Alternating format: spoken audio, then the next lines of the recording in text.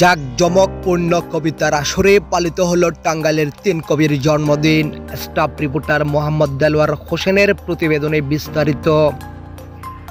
ছড়া শুধু নয়, শিশুতোষ রয়েও তাতে দ্রোহ ও রোষ। এ প্রতিপাদ্যকে সামনে রেখে স্থির চিত্রে চড়াপাটের আসর 11 অনুষ্ঠিত হলো টাঙ্গাইল শহরে আকুর টাকুর পাড়ার কাকলি কুঞ্জে শনিবার সন্ধ্যায় 25শে জানুয়ারি।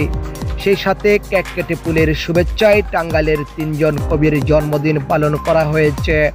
বরেণ্য কবি সাহিত্যিকদের সুন্দর এই অনুষ্ঠানে সভাপতিত্ব করেন টাঙ্গাইলের স্বনামধন্য সাংবাদিক কান মোহাম্মদ সালেক, চড়াকার কাশীনাথ মজুমদার। পিঙ্কুর সঞ্চালনায় অনুষ্ঠানে স্বাগত বক্তব্য রাখেন অ্যাডভোকেট কান মোহাম্মদ কালেদ।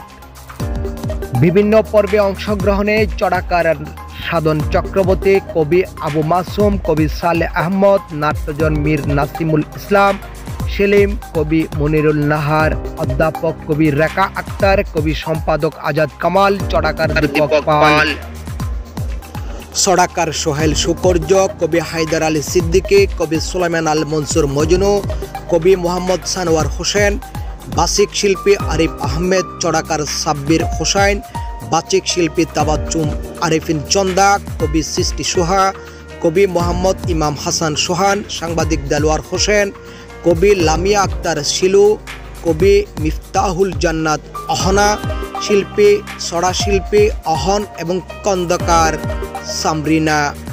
আসরে চড়াকার সাধন চক্রবর্তী, বাচিক শিল্পী তাবাচ্চুম আরিফিন চন্দা এবং কবি মোহাম্মদ ইমাম হাসান সোহানের জন্মদিনে উপলক্ষে কেক কাটা ও পবিত্রায়কে ফুলের শুভেচ্ছা জানানো হয়।